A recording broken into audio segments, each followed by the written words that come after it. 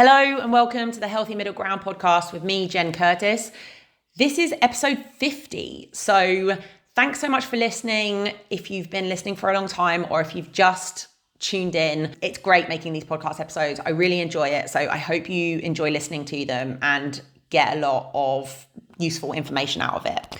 Today, we're going to be talking about calories and specifically how to track properly using MyFitnessPal.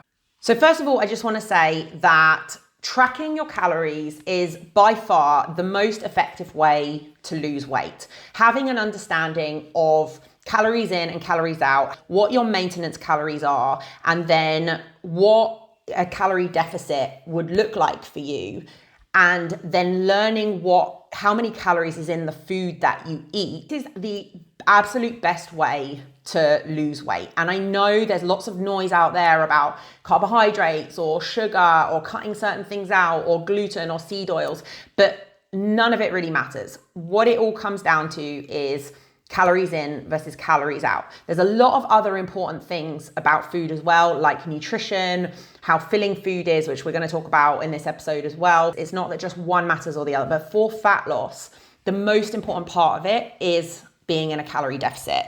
And that's not a trend or a fad. I know lots of people are saying it recently, but that is science. That is just how this works. And tracking your calories and learning how to track your calories well is the absolute best way to ensure that you are in a calorie deficit. And the reason why it's the best way is because one, it's the most accurate and reliable. It's not 100% accurate, but it is the most accurate way, the most reliable way of ensuring that you are in a calorie deficit. Two, it's very versatile and adaptable. So you can adjust calorie tracking to your personal preferences. So if you prefer a higher fat, lower carb diet, guess what? You can still do that within realm of tracking your calories. Tracking your calories can help you do it better. If you prefer higher carbohydrate, lower fat diet, you can do that with calorie tracking as well. If you want to make sure you're getting the right nutrition, the right amount of protein, calorie tracking allows you to. If you want to do intermittent fasting, right, you can still do it, but make sure that you are actually in a calorie deficit in the window that you're eating in. So it's very adaptable to different preferences. And it is the most direct way of ensuring that you are meeting the conditions necessary for your body to metabolize your fat stores. And those conditions are being in a calorie deficit. It's the most reliable way of doing that. But tracking your calories is a skill. It's a skill no different to learning how to ride a bike. So if you got on a bike and had no idea how to ride it and then just fell off it on the first try, you wouldn't just say, oh, the bike doesn't work. And that's what a lot of people do with tracking, right? It's not that the bike doesn't work, it's that you don't know how to use the bike. And a lot of people find that their first attempt at tracking calories doesn't work for them. But guess what? It's not because tracking calories doesn't work, and it's not because the calorie tracking app isn't good. It's because you don't know how to use it. And I'm always really amazed at how adults come into these sorts of topics. They assume that they're just going to get it right first time, do it perfectly, and everything's magically going to fall into place. And the first stumbling block or obstacle or failure that they come up against, they just give up. They're like, oh, it doesn't work. I can't do it. And having kids has been really interesting at seeing how kids learn. Kids are so resilient to making mistakes. I've got 2 kids who have learned how to ride a bike so far. My third is she's not 2 yet, so she hasn't. But they learn through constant failure. Yeah, you explain a bit to them, but they basically learn from like trying every possible option on the bike and messing up every single time and making every mistake possible until they accidentally find the right way of doing it and then try to repeat that while also making lots of other mistakes. And if adults recognize that learning was like this, they would do so much better. But adults are so allergic to any sort of failure, any sort of setback, any sort of mistake. And then they just give up rather than going like, okay, right, this mistake or this failure, it's feedback. That's not how not to do it. What can I learn from this? What can I learn to go back and do it better? And so the first part of this episode is really about mindset. And if you listen to my podcast, you'll know that I talk a lot about mindset and psychology, that this stuff gets in the way much more when it comes to fat loss, when it comes to training, when it comes to everything, than the actual nitty-gritty details of your diet and exercise plan. And the same is true of tracking calories. If you're the kind of person who's like tried for 5 minutes and it doesn't work and you've just given up, then that attitude isn't going to get you, learning how to track well. So you have to have the mindset that I'm here to learn. It's going to take me a little while to learn. I'm going to make mistakes. And every mistake I make or every bit of feedback that I get is going to help me do it better next time. If you go into it with that mindset, you're going to do really, really well. And in a few weeks, say like 2 to 4 weeks of tracking everything you eat, you're going to learn so much. You're going to learn so much about the food that you're eating, how many calories is in everything.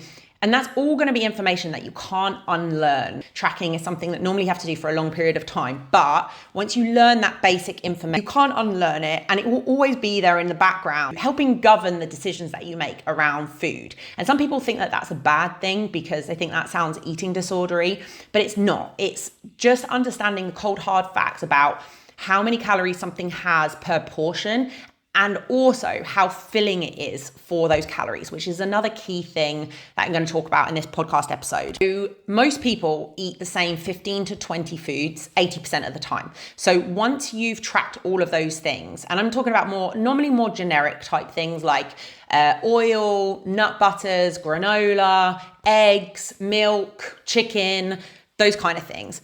Once you've tracked those 15 to 20 foods that you eat all the time, and you probably have very specific products that you buy, like I buy a specific cottage cheese or a specific milk. I don't buy a different one every time. Once you've found an accurate entry for each of those things that you eat, you're 80% there, right? And yeah, there's another 20%, that 20% of like things that you maybe eat when you're at someone else's house or when you're out, and you don't eat that often. But if you focus first on the things that you eat most of the time, within a week or two, you're going to have a really good understanding of what's in that stuff. And that's the most important stuff because it's 80% of it. And the last little bit of sort of mindset stuff that I'm going to touch on before we move into the actual tips, and I'm going to give you 10 tips, is that yes, tracking is boring. It's tedious. And this is a big obstacle for a lot of people, but honestly, it doesn't need to take very long every day. So I just think just do the boring thing in order to get the results that you want. Like not everything in life has to be fun, right? Like sometimes there's things that we just have to do in order to get a certain result that we want. Like today, one of my tasks at work is that I have to write out invoices, and it's the task that I hate doing the most. I just find it so tedious. It doesn't actually take me very long, but I find it tedious and boring. But there's nothing you can do about it. You have to do those boring tasks sometimes. So you just have to get over it and just do it, because hopefully it will be worth the outcome in the end. And finally, we'll touch on this more later, but you also need to be really, really honest with yourself. If you're going to go about tracking, it's not to try and fudge the numbers to show that you're doing everything right, okay? Because like some people also go into it with this mindset. They're like, I'm doing everything right. It's like, well, if you're doing everything, that's actually bad news. If you're actually doing everything right and not getting any results, then that sucks. There's like nothing that you can do about it. But if you adopt the mindset, okay, I'm probably doing something wrong, right? Adopt like a tolerance of like, maybe I am getting things wrong, then there might actually be something that you can change to get the results that you want. Okay, so I think that's enough of the mindset stuff. Let's dive into the tips. First things first, use MyFitnessPal. Why? Just because it's the most well-known, it's the biggest one. I think with these sorts of things, we can sort of get lost in paralysis by analysis and the paradox of choice. There are obviously so many apps and so many different things, but honestly, even as a professional, I haven't bothered trying a ton of different apps because MyFitnessPal works, it's good, it's free. If you want to use the paid version, it's very cheap, and it has a lot of support and blah, blah, blah. So don't reinvent the wheel, just use MyFitnessPal and don't shop around for the best one. Then let's dive into the 10 tips for how to track accurately. Okay, so first things first, you just started using the app and you want to put your first food in it. Let's say you just had your coffee in the morning and you want to track the milk that you had in your coffee. So I've got a 3% milk from a company called Tnuva in my kitchen. If I was going to track that for the first time, the first thing I would use is the barcode. It has a barcode function on it. Don't worry where you are in the world. This is the biggest database. Like MyFitnessPal is a huge database in every country. So whether you're in Israel, Greece, Thailand, Australia, they have everything for every country. Why? Because it's an open source database. Anyone can add anything, right? And you can add anything to it as well if there's something missing. So everything you have in your kitchen and in your local shop is probably already on the app. And if it's not, then you can add it. So just use, if it's a product that has a barcode, use the barcode scanner thing first. And the other option is to search it. So you go add food and then you just type it in and then it will show up. And this is probably what you're gonna do if you have a more generic food, right? So, but if you're using, say for example, chicken or rice, there isn't a specific brand. It's like kind of just a more generic option. This is where you would actually type it in, say like white rice, 100 grams, and then again, use the word generic. But you still might find that you get quite a few different options with different calorie amounts. So what you want to do, and I know this sounds like an extra step, but if you are getting different calorie amounts, like 50 calories, 100 calories, 300 calories, go to Google and fact check it. White rice, calories, 100 grams. And the first thing you'll see at the top is a box that has sort of a drop-down menu, but it will say white rice, 100 grams, and probably a few other options, and it will give you the calories for it. And at the bottom of this box, it says sources include USDA. These are big international databases that are very, very, very accurate. And so then you just pick an entry in MyFitnessPal that is the same as that one that came up on Google. Now, I know this sounds like an extra step, but you only have to do that once, the first time that you eat white rice, because every time from then on, when you search white rice, it will show up in your history. That entry that you used will show up in your history. And if you've only ever used one, you'll only get one entry. So you just will always use that entry once you've got it saved in your history. That's why you want to make sure it's a reliable one. That's why you want to make sure it's correct. Because what I'll see a lot of people do, I'd say the most common one is people put in pita, right? We have a lot of pita bread in Israel, and people put in pita, and obviously there are a few options for pita, and they'll put something in that's like 120 calories when actually a full pita is like 260. So you always want to check it first, because then once you've got that correct entry, it's reliable then. You can always use it after that. And this is what I mean. If you invest that little bit of extra time to finding out what's actually in things in these first 2 weeks, you're gonna know a hell of a lot after 2 weeks. Tip number 2 is to weigh or measure all of your food. And what I recommend you do is use a scale. This is not obsessive, right? No, it's not. It's like counting your money. It's like knowing how much is in things. How are you gonna know how many calories is in what you're eating if you don't know how many grams it is?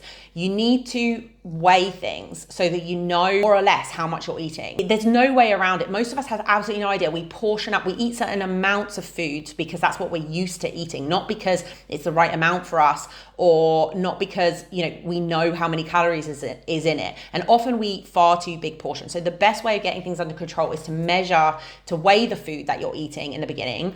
And I highly recommend just weighing in grams. Look, if you're American and you really have to do ounces or pounds or whatever, fine.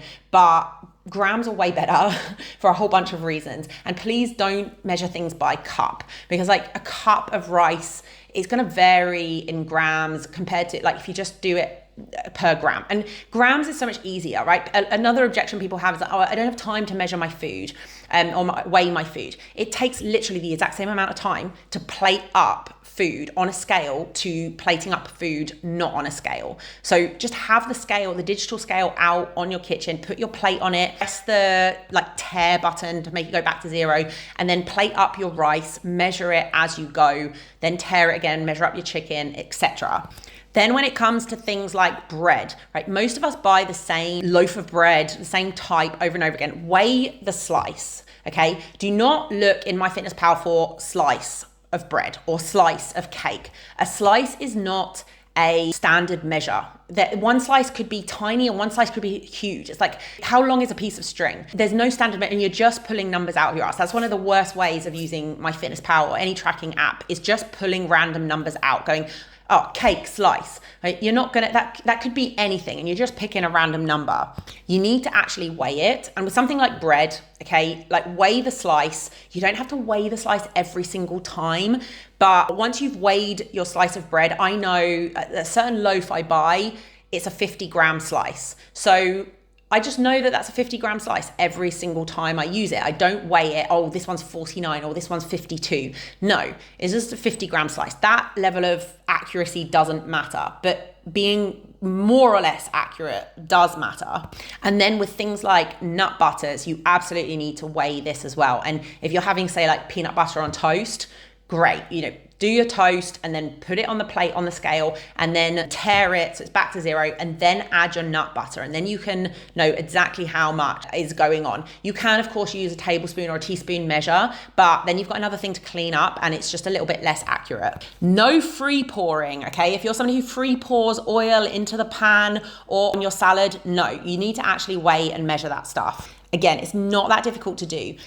Obviously, you're not always going to be in your house. You're going to be out, you're going to be at your parents' house, and you're not going to be able to weigh or measure your food. That's fine. Then guess what? You're going to have to eyeball. But just because you have to eyeball in certain situations doesn't mean that you shouldn't weigh accurately when you are at home and you do have that tool at your disposal. But also, you will get better at eyeballing over time, because now you have an idea of what 100 grams of chicken or 100 grams of rice looks like, or what a 50-gram slice of cake looks like, or how many grams is in a slice of bread. You're going to be much better at eyeballing that when you're out, once you've spent some time actually tracking things, and you'll get better at this over time as well. But eyeballing is not an option for like 100% of the time, but it's also not an option if you have no idea what the weight of certain things are. You actually have to learn what the weight of certain things are first. Okay, tip number 3 is to start paying attention to calorie density. So the important message here is that it is not just about how many calories is in a portion, because everything can be low calorie if you have a small enough portion of it. If I take, people often, for example, buy these low calorie chocolate bars, but if you look at the calories on the back per 100 grams, it's still 550 calories per 100 grams. It's just a very small portion. And normally it has some kind of wafer in it or something to make it kind of look bigger than the actual weight is, rather than being solid chocolate. It's not actually a low calorie bar. If you ate just normal chocolate, it's just as calorie dense. It's just that they put it in a very small portion and then sold it as a low calorie thing. I've talked a lot in other podcasts about the importance of eating filling foods and eating foods that are lower in calorie density in order to not be hungry. So I'm not going to go into huge detail with it here, but just suffice to say that you need to start paying attention to how many calories there are in 100 grams of a thing. And if you want to not be hungry while dieting, you need to eat foods that are lower in calorie density. So, for example, chocolate is like 500 to 600 calories per 100 grams. So it's very, very calorie dense, okay? 100 grams is not very much. And chicken breast, for example, to compare, per 100 grams, so the same amount of food only has 160 calories in it. Potatoes, white potatoes, 100 grams, again, the same volume of food only has 77 calories in it. So the more calories it has in it per 100 grams, like your body cannot register how many calories you've eaten. It registers the overall weight of your food. That's how it decides if it's full. So if you eat 200 grams or need to eat 200 grams to be full, and you could have eaten 300 calories or you could have eaten 1,000 calories. So it's important to start paying attention to calorie density. And the big message here is that the more calorie dense a food is, the more accurately you need to track it. So oil, for example, is like 900 calories per 100 grams. So you need to track it meticulously. You need to measure every teaspoon that you put in your food because it adds a ton of calories. Each teaspoon will be 40 calories. That's a really small amount. So it's very, very high in calorie density. So we need to track it very, very accurately. On the other hand, vegetables are very low in calories. There's like 20 calories per 100 grams. So we don't track it as accurately. Okay, so there are degrees of accuracy that are necessary here. So the more calorie dense a thing is, the more accurately you have to track it.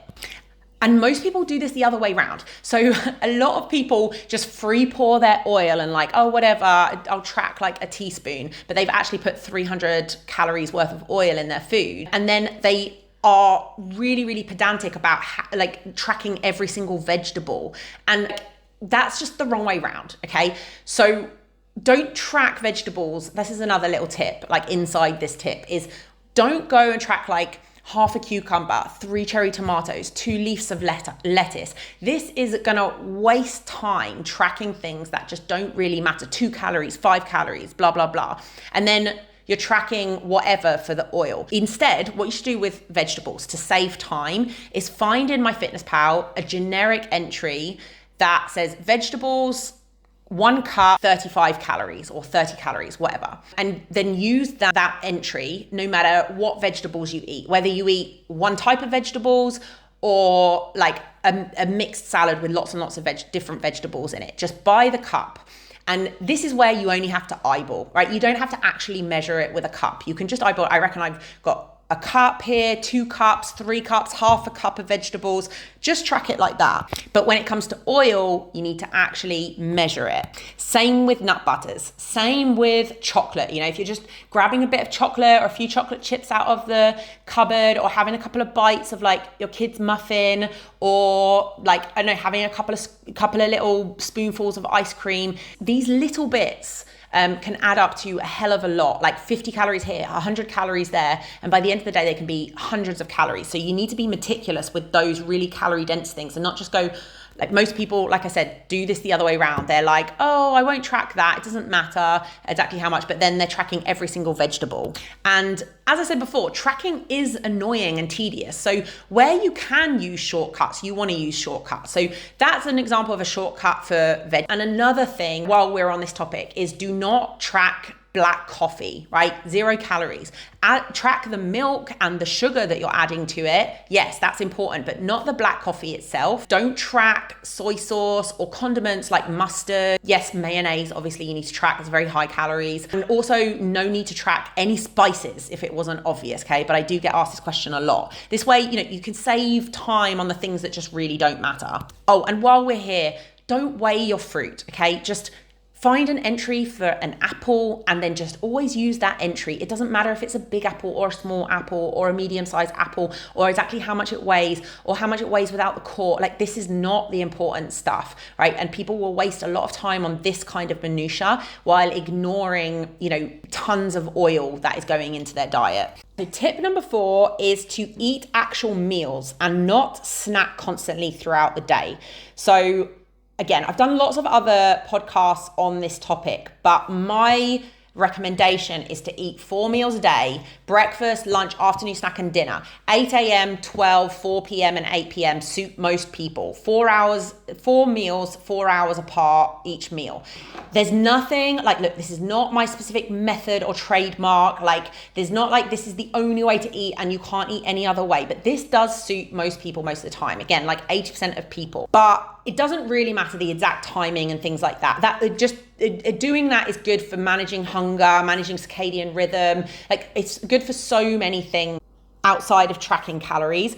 But one reason why eating structured actual meals and eating, say, 4 meals a day instead of snacking on little bits all the way throughout the day is that it makes it easier to track. And obviously that's not the main reason to do it. It manages hunger, it's better for digestion. There's so many other benefits to it.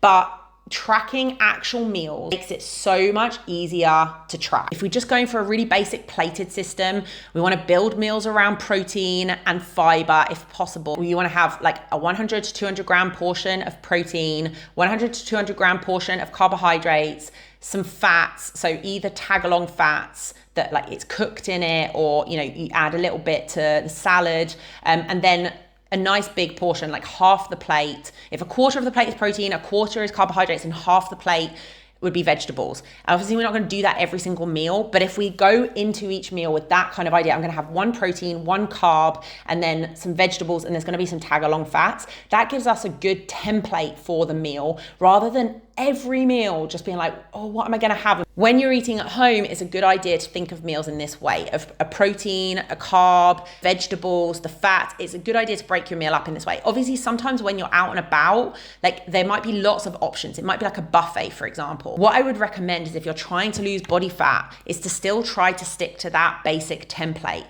Protein, carbs, vegetables, fats, okay? And not just go and pick, for example, 7 different types of carbs or 3 different types of protein. This starts making it very, very difficult to track, because you have to track each individual item and it becomes this huge headache. Obviously, sometimes we're going to want to go and eat at a buffet and pick at little bits of things. That's life. Sometimes that's going to happen. Hopefully that's not how you're eating most of the time. If it is, it's going to be very, very, very hard to manage your weight that way.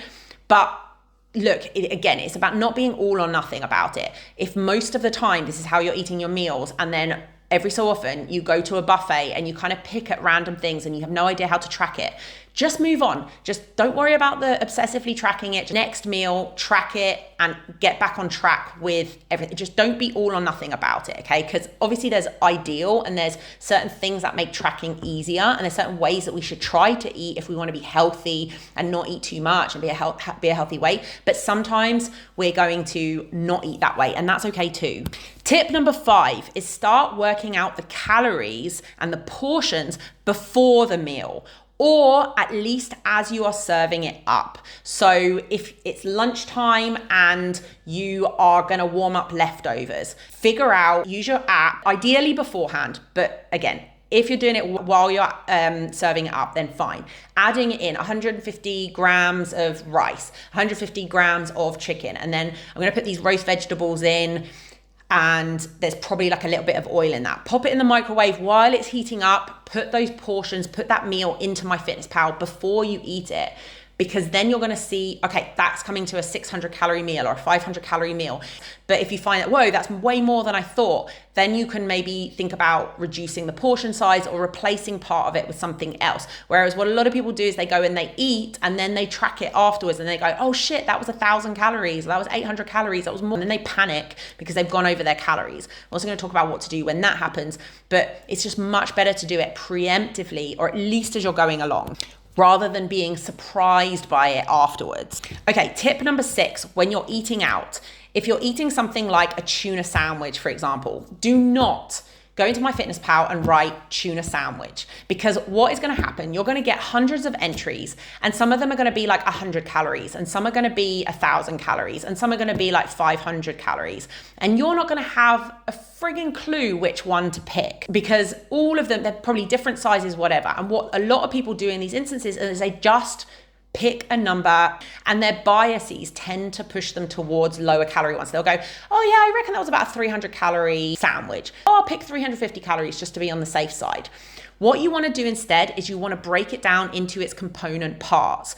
The bread, how much bread do I think is here? How much is each of these slices? 100 grams, 50 grams, okay.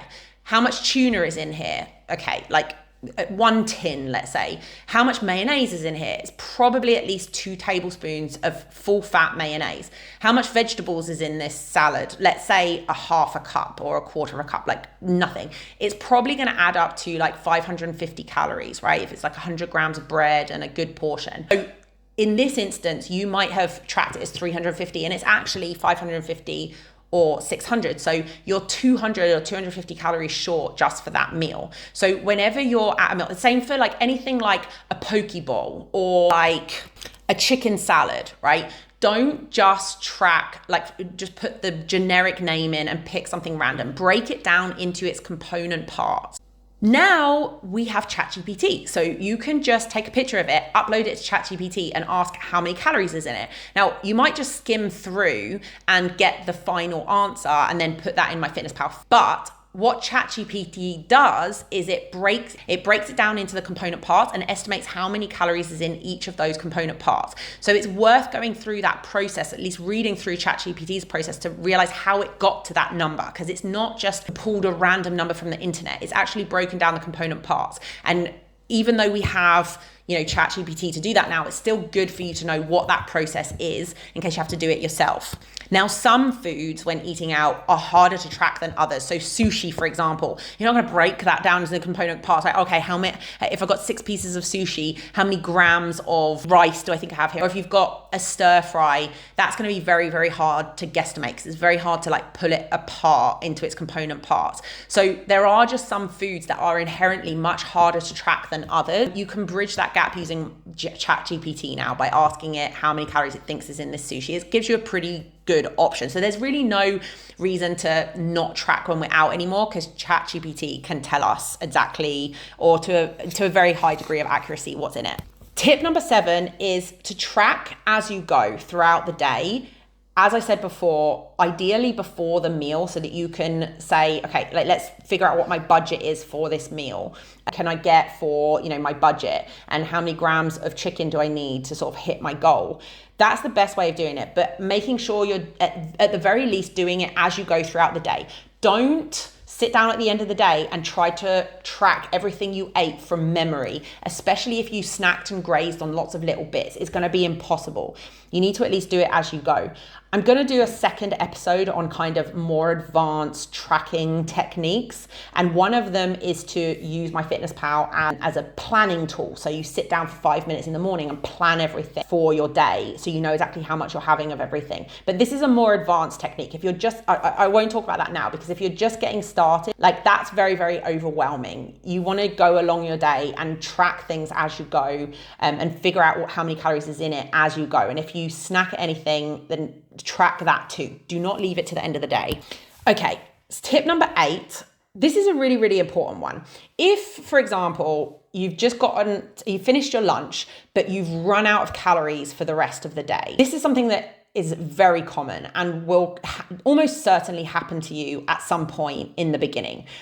And a lot of my clients message me at this point going, what do I do? And I think what a lot of people think they should do is okay, well, I can't eat anything else for the rest of the day because I've run out of calories. But that's not going to work, because you're going to get hungry and then the wheels are going to fall off and it's going to be miserable.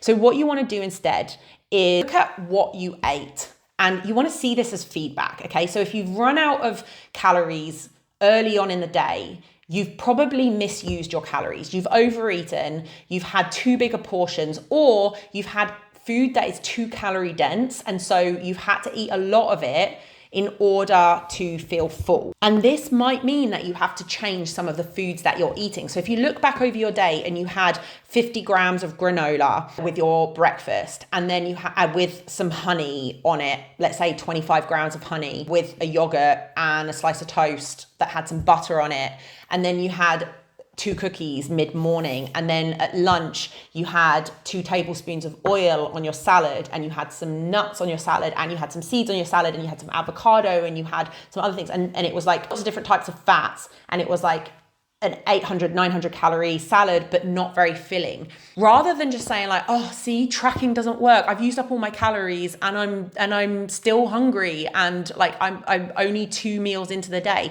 Instead, you want to see it as feedback. Okay, I've used up all of my calories for the day, and I've only finished with lunch. Let's look at what I've eaten and see what choices I can make to get more fullness out of my calories. This goes back to what I was saying about calorie density. So it's not just about eating whatever you want and tracking it, because if you're eating very, very calorie dense foods, even some very healthy foods are very, very calorie dense. So things like oil, things like nut butters, things like tahini, things like granola, things like dried fruit and nuts and dates. These are all dark chocolate. These are all healthy foods, right? But they're very, very, very calorie dense. So you won't get much fullness from them. You'll eat 200 calories and just not be full at all. Whereas if you eat very filling foods that are not very calorie dense, you feel very full and satisfied, even though you've eaten fewer calories or the same amount of calories. So you're also learning through this process, you're not just learning what's in everything, you're learning how to eat and how to use your calories in a way that, because you've got this calorie budget, right? So how are you going to use that budget in a way that maximizes your fullness? Because if you're spending loads and loads of calories on 2 dates and some walnuts and a couple of squares of dark chocolate and another couple of squares of dark chocolate and a lot of oil and things like that, you're going to zap loads and loads of calories with zero fullness. How do you create fullness? I've done a lot of podcast episodes on that, but basically it's looking at lower, it can be surprising as well, foods that are lower calorie density and that are very filling. So protein is very filling, but carbohydrates are also very filling. Things like rice, things like white potatoes, they bulk up a meal a lot and add a lot of fullness without many calories. So you want to look at maybe shifting these things. Like a lot of women eat a lot of fats because they think, and no carbohydrates because they think carbs are bad for fat loss, but they're eating way too many fats and adding hundreds of calories on. Whereas if you switch that round and you had like 200 grams of white rice, but you reduced the fat down to just what you really need, which isn't very much, you get so much more fullness for that meal for way fewer calories. So again, the important way of using tracking is not to be like, oh, like it doesn't work because I'm still hungry. Everything you do is feedback and either evidence that something's working or something's not working. And if you see it like that and you see it as, okay, well, I've made a mistake. Let's correct that mistake and see how I can do it better in the future. How can I make better food choices to feel fuller in the future and not use all my calories up by lunchtime? This is going to give you lots of information. You're going to learn a lot and do things much better. On that specific day, you would still need to eat at least your dinner, if not like afternoon snack and dinner. Try and stick to filling foods. And let's say you go way over your calories and over your maintenance calories. Okay, well, again, it's not a sign, oh, this isn't going to work. I give up. I'm not going to do it because I've gone over my calories today. That's dumb because you're probably going over your calories a lot in the past. Instead, you say, okay, this is how easy it is to go. Let's say you go to 2,400 calories and your maintenance calories are 2,000. Well, this is why you're struggling to lose weight, because it's very easy to eat that amount of calories. Even if you go way over your maintenance calories for the day, even after you've kind of course corrected, again, it's information. It's telling you what you need to focus on and what you need to change in the future. Okay, tip number 9, and we kind of touched on this already, but track every bite and lick and spoonful and a little bit here and a little bit there, because what a lot of people are doing is throughout the day, they're nibbling on lots of small bits, but they're normally very calorie dense foods. So it's often like, I like to go and grab a handful of like chocolate chips or like a couple of squares of chocolate. And it's very easy to say, oh, I won't count this, but it is actually quite high in calories, and often it's like 50 calories, 100 calories. And if you're doing that several times throughout the day, you could be adding hundreds of calories onto your day. Then once you start tracking all of those little bites and licks, you realize, oh shit, this is adding up to another 500 calories. This is why I'm not losing weight. So just on a practical level, how to do that. Obviously the best thing, if you go and get some chocolate, the best thing to do is, I've got some dairy milk in my cupboard. So go and get 2 squares, put it on the scale and see how much. Let's say it's 20 grams. Then look at the calories or look it up in MyFitnessPal. 100 grams is 550 calories. So you put 0.2 of 100 grams. That's 20 grams, right? And then you see how many calories is that. And you're probably fine. Yeah, it's like a fifth of it. It's going to be like almost 100 calories. Let's say you popped some chocolate chips in your mouth and you don't know, you didn't weigh it. That still doesn't mean that you can't go back. What I would do is go and get a small bowl, put it on your scale, go and get a handful of chocolate chips similar to what you just took and weigh that. Is it the exact amount that you ate? No, it's not, but it's going to be pretty close, right? It's just guesstimate it, like make it more or less feel the same amount in your hand. If you had 2 squares of chocolate, go and weigh 2 squares of chocolate now if you've still got some left in your cupboard. If you're not sure how many squares you ate, say, okay, maybe I ate about 5. I can't remember if I had 6 or maybe 4. Just like, it's still going to give you a more accurate idea than not weighing it and making a sort of estimation based on another portion of that. And I'll give you a really funny example from my life. So I was doing a fat loss diet this year and I was counting my calories. And there was one point when I was meticulously weighing my 25 grams of raspberries. And I don't know why it sticks in my mind that I was specifically weighing 25 grams of raspberries, which was like 7 calories. And then I had in front of me this box of little crackers that my daughter eats. And I just grabbed a handful of about 4 of them and like shoved them in my mouth and chomped on it. I was hungry and I was getting my yogurt ready to have for breakfast. And I was like, oh, it doesn't matter. And then I caught myself and I was like, here I am weighing up my raspberries. You know, I could like not weigh it and it could be like less accurate and it wouldn't really matter. And then I've just shoved these crackers in my mouth. So what I did is I went and got 4 crackers because I thought I had 4. I put them on my scale and it was 40 grams. And it turned out those 40 grams was it wasn't 40 grams, but I remember it came out to 40 calories once I looked the calories up. And 40 calories, you know, it's not a ton, but it's also, you know, it's not nothing. It was a lot more than the raspberries that I was weighing up. And if I added 40 calories more of yogurt, I would certainly count that. But for some reason in my head, it was like these calories don't count. So if you do find yourself just popping something in your mouth and going, oh, it doesn't matter, this sort of thing is exactly the sort of thing you need to track. And I can tell you that one of the main reasons why this kind of eating is kind of dangerous for fat loss is because we do something called minimizing. So in our minds, we say, oh, it doesn't matter. It's not that much. I won't track it. It doesn't count, or it won't be that many calories. And we minimize it, which is fine when it's just 40 calories. But when we do that several times a day, it adds up to like hundreds of calories sometimes. And they're hundreds of calories every time we're going, oh, this doesn't matter. This doesn't matter. I won't count this. I won't count that. And in each of those individual instances, it doesn't matter. But once you add up the totality of it, it really does matter. So we tend to minimize these little things and then they tend to add up and they tend to be the culprit. The reason why most people struggle to lose weight isn't usually because of big obvious things like massive portions or big binges. It's normally due to these little things that are adding up over the course of the whole day and the whole week.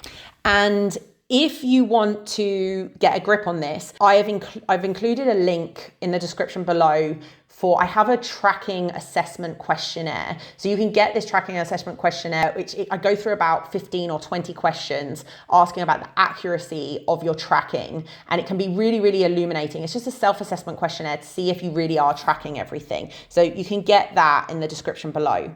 And tip number 10 is to be honest with yourself, okay? To be really, really radically honest with yourself, because this is how you're going to get the most out of tracking. I cannot tell you how hard this is to do. We all kind of hide from ourselves and tell ourselves little lies to make it look like the numbers are on point, but they're really not. And we kid ourselves in lots and lots of ways. And trust me, I've kidded myself in every way possible when it comes to tracking.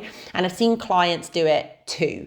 And normally when somebody's hitting their calories but not losing weight, it's because of either not weighing and measuring everything, or free pouring oil, or snacking on things that they're not tracking, or taking little bites and licks that they're not tracking. It almost always comes down to this. So it's really about just being really, really honest with yourself. And this is hard for people to do, but it's all about learning. It's all about looking really clearly at your habits and behaviors and what you're actually doing.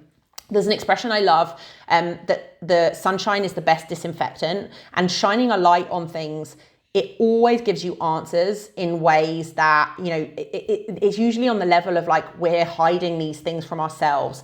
A lot of the time people try to fudge the numbers to make it look like, you know, track something a little bit less just to make it look like they're calories are on point. But really, like, you're not cheating the system. Just because you didn't count the calories doesn't mean they don't count, and you're just cheating yourself. So the biggest skill you can learn here is to be really, really, really radically honest with yourself, and that's how you're going to get the most out of it. So again, check out that self-assessment tracking questionnaire. If you really honestly answer those questions, you will learn a lot. It's not just about learning the skills involved in tracking and all these little bits that you need to do or not do. It's also about learning how to be honest with yourself and having a positive attitude about seeing it as feedback and data rather than a pass-fail test of your worth as a human being, which sounds traumatic, but like a lot of people turn it into that, and it really doesn't have to be that. I'm eating too many calories.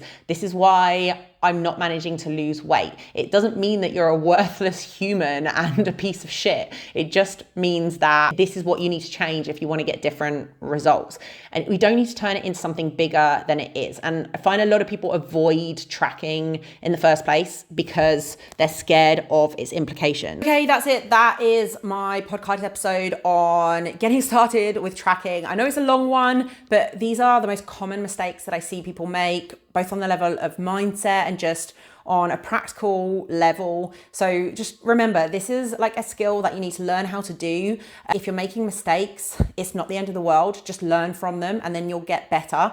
And you need to approach every aspect of fat loss in this way. Otherwise, it might sound silly to talk about tracking, mindset when it comes to tracking, but really like the reason why people give up is because of this all or nothing thinking or this perfectionism that I have to get everything right from the beginning. If I get anything wrong, then I'm just going to give up. Or if it gets hard, I'm just going to give up. Or if it doesn't go my way, I'm just going to give up. It's about learning. It's not just about getting your calories down no matter what, following a strict meal plan. It's also if it teaches you how many calories you're actually eating. Like that is something to learn. That's something to take away from this process. So give these tips a go. Let me know if you have any questions in the comments below. And let me know if you have any requests for future podcast episodes, because I love making these episodes on questions that you guys have asked me. So